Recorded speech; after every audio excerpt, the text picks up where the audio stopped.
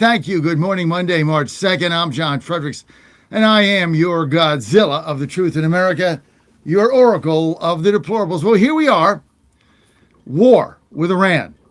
A lot of the MAGA base is wringing their hands, going nuts, saying, well, this is not what Trump promised. This is not America first. You got Marjorie Taylor Greene, you got Tucker Carlson, you got Tommy Massey, you got Rand Paul, you've got a host of others, Candace Owens, etc. They're running old Charlie Kirk clips saying this is divided MAGA. I don't know who else is out there doing it. Do not know what Steve Bannon's position is. It was busy this weekend, did not catch up with him. Somebody can text me. I have no earthly idea. But I'll tell you what my position is. And it's pretty clear. And I put a video out the other day. By the way, you want to follow me on social media at JF Radio Show. At JF Radio Show. So I'm on TikTok, Instagram, the whole bit. So thank you for doing that. Let me just be crystal clear. I don't know what is more America first than protecting Americans from terrorists and nuclear bombs and whatever else is going on out there. I don't know what is more MAGA than taking the bull by the horns and controlling your own destiny. I don't know what is more than Trump republicanism than taking control of a tinderbox situation with a nation that has vowed to kill Americans and has done it for years. Going back to Beirut, Iran hostage crisis, IEDs, it goes on and on and on. This country, Iran, has exported terror and death and destruction around the world. This is not about Israel. So those of you that are trying to tell me this is all about Israel, you're full of crap. I'm just going to be honest with you. This has nothing to do with Israel. Trump used the state of Israel's defense as leverage. That's it. This has nothing to do with protecting them. It's about protecting us. You saw what happened in Austin, Texas. You think this is going to stop here? We have got to wipe these people off the face of the earth. We have got to get rid of that leadership. This has gone on for 60 years and nobody's done a damn thing about it. Carter didn't do anything. Bush didn't do anything. Reagan didn't do anything. The other Bush didn't do anything. Obama didn't do anything. Biden didn't do anything. In fact, Obama gave them $1.7 billion in pallets so they could kill us. That's how ridiculous that was. So for all of you hand-wringers out there telling me about America first, no wars, you got to protect yourself. I mean, that's like saying, I'm not going to fight back against the bully. I'll keep giving him money until eventually they bash my head in because I'm not giving them enough money. I mean, they had to do this. And Trump finally did it. And he did it in the middle of the night or the middle of the day, whenever he did it, our night, their day. And he took out Khomeini and he took out 40 between our forces and the IDF and our CIA. They took out Khomeini and 40 of their top leaders. Sure, they'll try to have a new government. Sure, Trump is going to try to negotiate with him.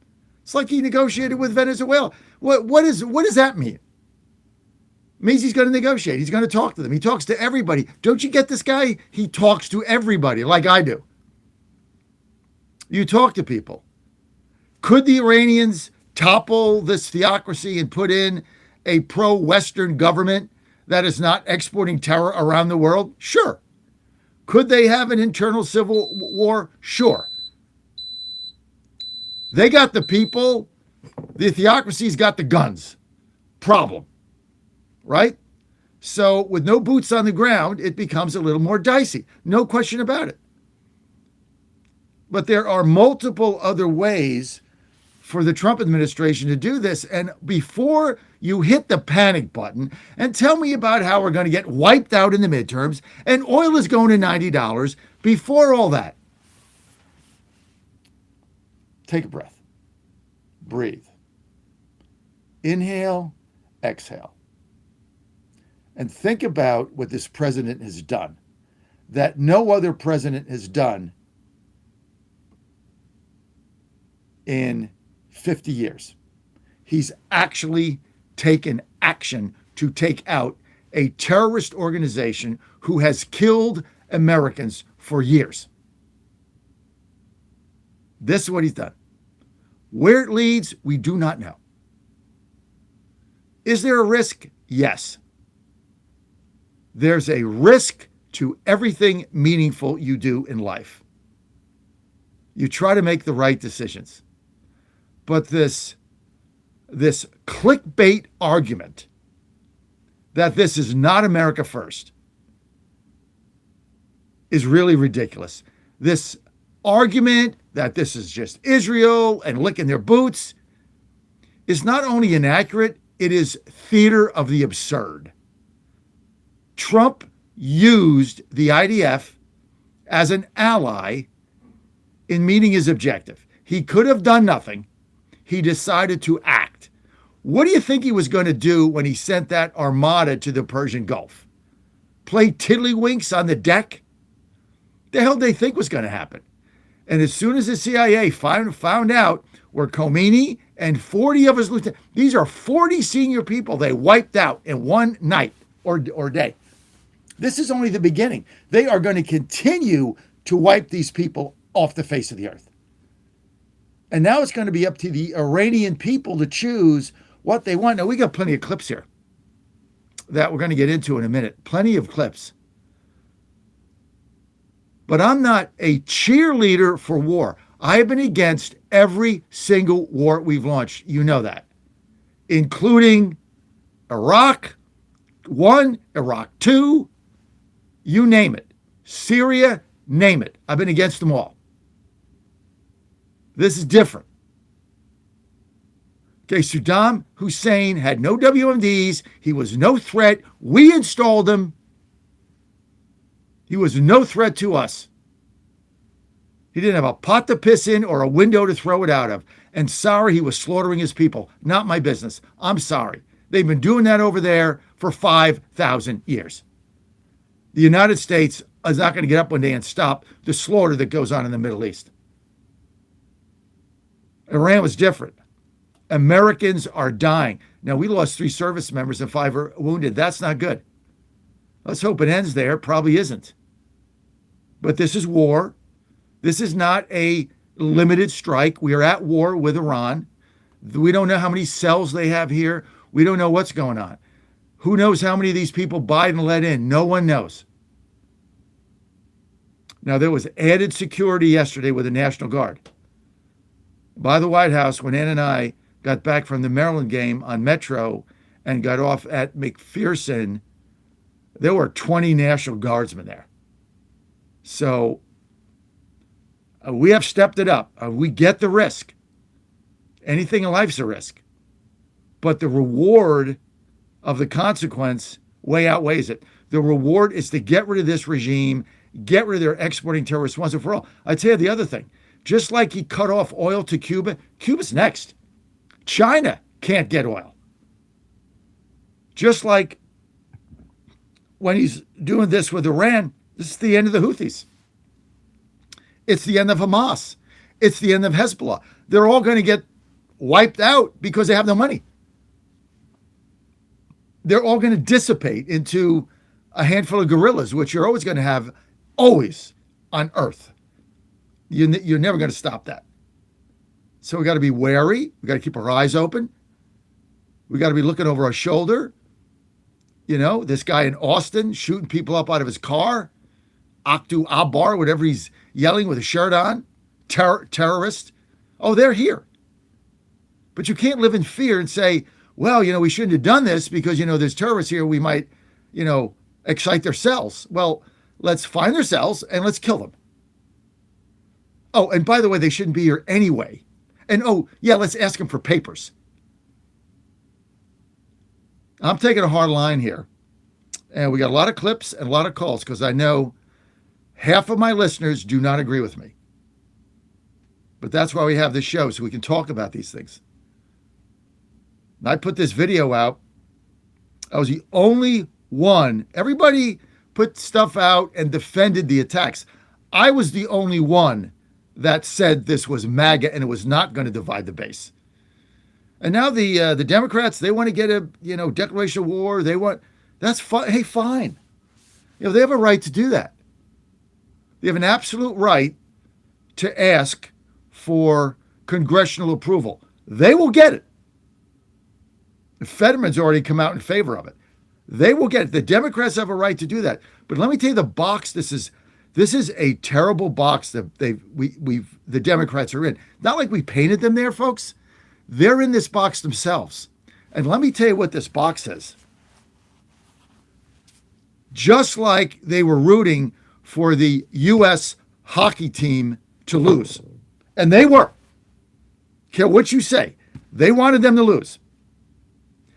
Now they're rooting for non-success in a war for Americans. They're rooting for casualties. They're rooting for catastrophe. They're rooting for Iran.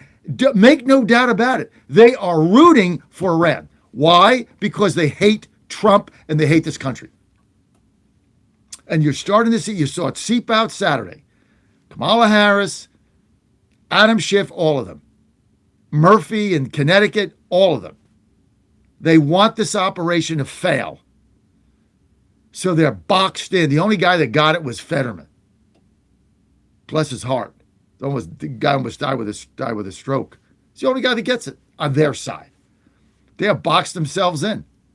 They have boxed themselves in now where every single casualty that we have in a bizarre and macabre way, they will cheer it. You're not going to be able to hide their giddiness if things go south. They want this president and this country to fail on such a scale, it is unimaginable. This is why, folks, I'm going to say it again for the 9,000th day straight I'm on the air. There is no putting this country back together. There is no kumbaya. There is no roasting marshmallows or having a bourbon in the cloakroom. That is gone. There is a winner and there is a loser.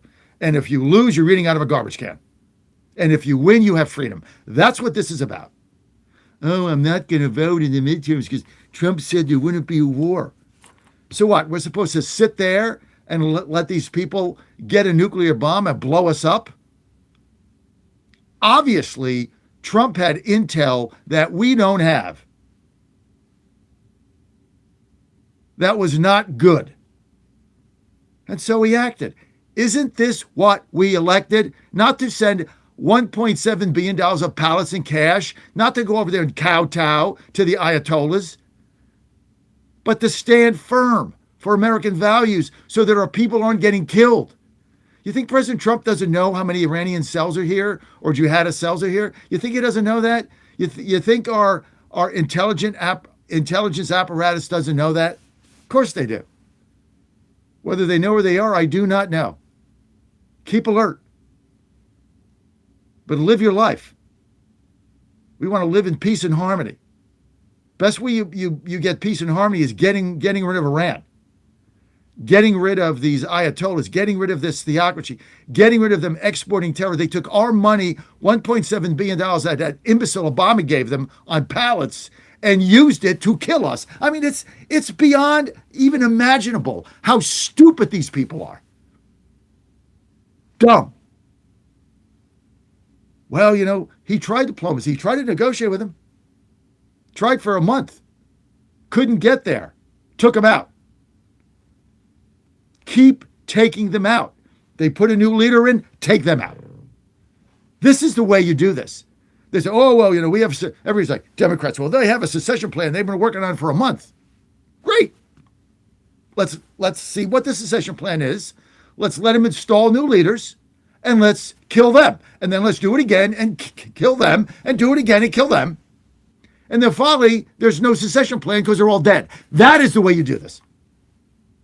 Who would want to take that job? I'd like to be the supreme leader. So a day after I get sworn in, me and my family get killed. Great opportunity to go to heaven with the 70 virgins or whatever it is these imbeciles believe in.